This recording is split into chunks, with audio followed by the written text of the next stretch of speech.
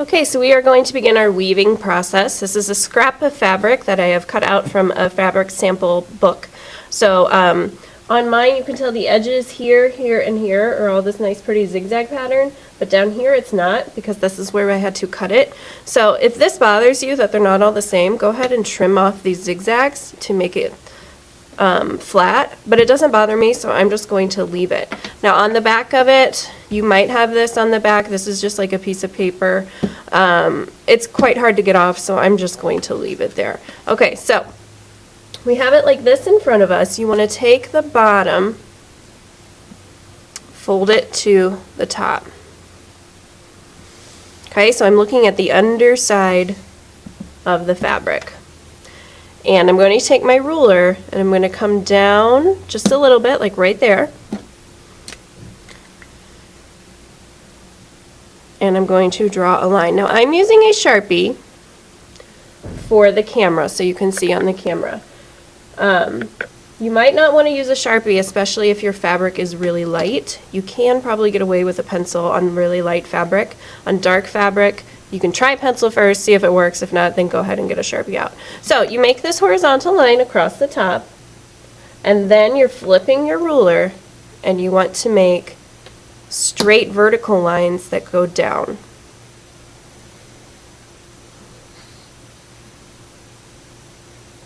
And you do not want these to be too close together, because it'll make the weaving process a little difficult.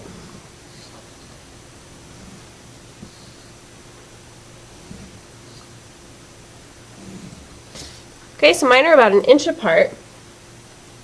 And then what I'm going to do is I'm going to take my fabric scissors and I'm going to cut. Notice how I've not unfolded this at all. It's still folded.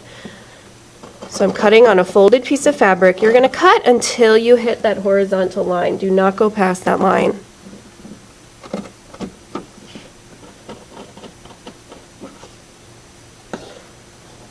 So you have to hold your fabric together nice and tight.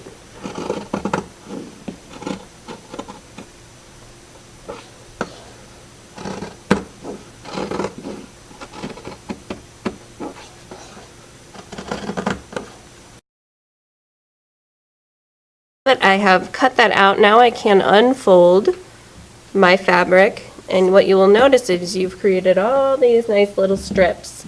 But since we didn't cut past that horizontal line, it's all still intact together on this one piece of fabric. Right? So I'm going to flip it back over. So now I'm looking at the pretty side.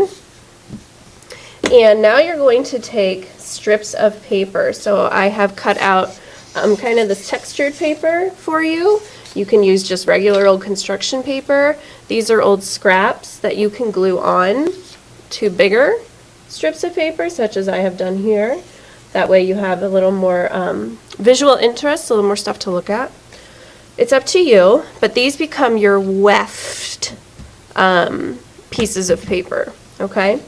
So, with the weft, you are going to go over, under, over, under, over, under. And this is called just a plain tabby weave. So I'm going to go over this first strip. Let me zoom in. Over, see I'm over it, and then I go under the second one. Over, under. And you just follow that pattern. Now because it's fabric, it's going to kind of wiggle and move on you. So you just have to manage your materials. So here, I push it all the way up as far as it can go. And then I'm going to get my next strip. This time, I want to go under first. It has to be opposite. So this I started over. Now I want to go under. So to go under, I actually go off the edge and underneath that first one. Under, over, under, over, under, over.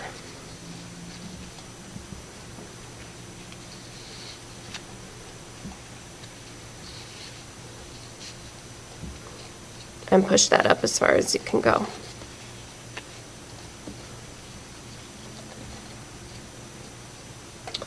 Okay, then you take your next one, and this one we do opposite. So here we started under, now we go back to starting over, so it's just like the first one.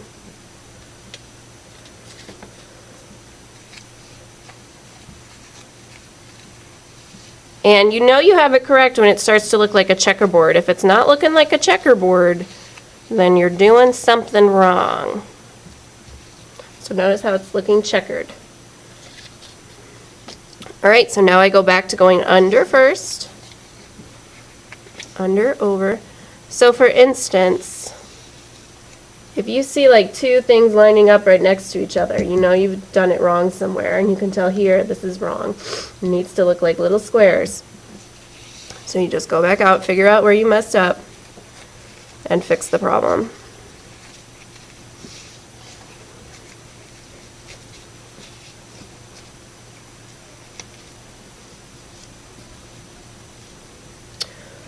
All right, and if this last one, if your strip is too big, you can always just trim it with some scissors. I think I'm going to be okay. So this one I need to start over first.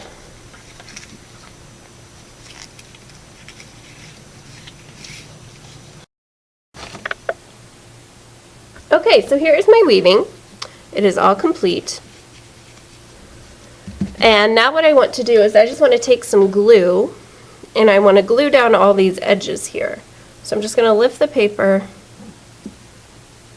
put a little bit of glue down. And you notice my strip doesn't go all the way to the edge. That does not bother me either. I'm pretty okay with these kind of things.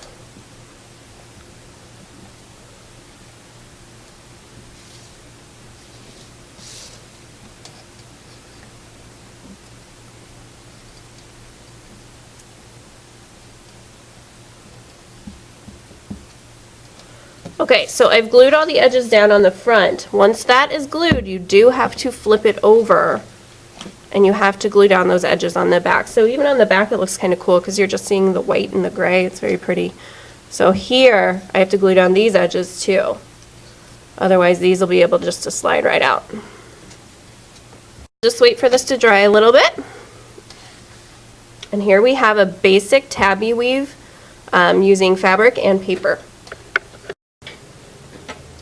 Alright, so now that my weaving has been glued and it's dried a little bit, I'm going to take some embroidery floss. And I'm taking just about like, I don't know, the length of my arm here. And I'm going to thread it through the needle. So I'm actually just going to very, very carefully pull it through the needle. Be very careful with these needles, please. All right, and I'm going to make a knot. So I make them come together, hold it on. 1, 2, 3, 4. Push it down the needle.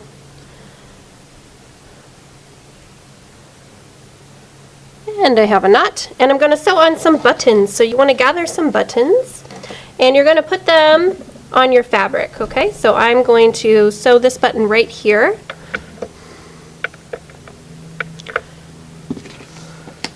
And all I'm going to do is I'm going to hold it in place. I'm going to try to find the part where it's going to go through. So that means I'm going to have to go through my paper. So it might actually be easier to get through the paper first from the back, because this paper is a little thick. There we go. And then so I have my needle up through it, and then I'll put the button through the needle and pull. Okay? And then you go through the other hole of your button. And you're going to have to push hard to get through that paper. And you want to just do that again. So go right back through the hole on the back and get through the hole in the button. Do it 2 times.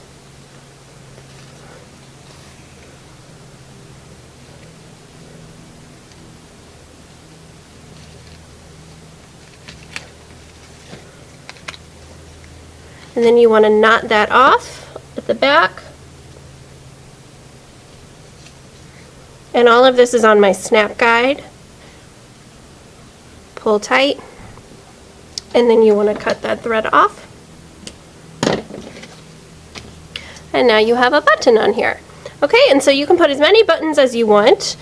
I wouldn't put it everywhere because then it might just be a little too much. But that's how you would sew on a button. And now I'm going to show you if you want to add beads. So I just made another knot. Okay, so I'm going to go through the back right here. You're going to pick a color of a bead that you would like.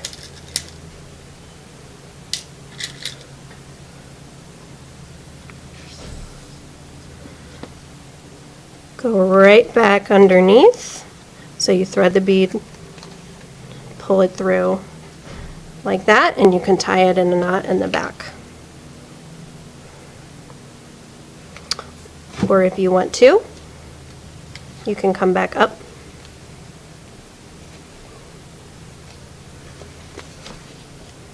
and add another bead and go back down.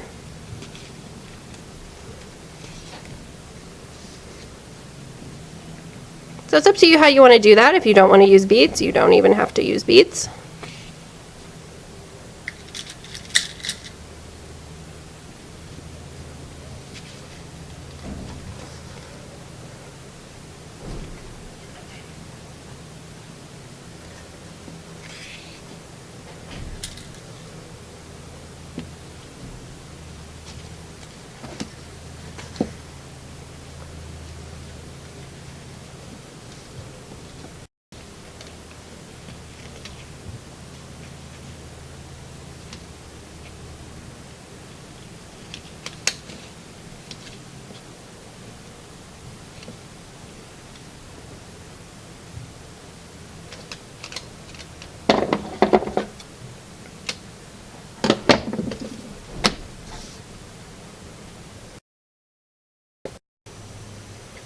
Okay, so here is my weaving all complete. So I've used fabric, paper, thread, and buttons and beads. So a lot of different things to create just a fun artwork.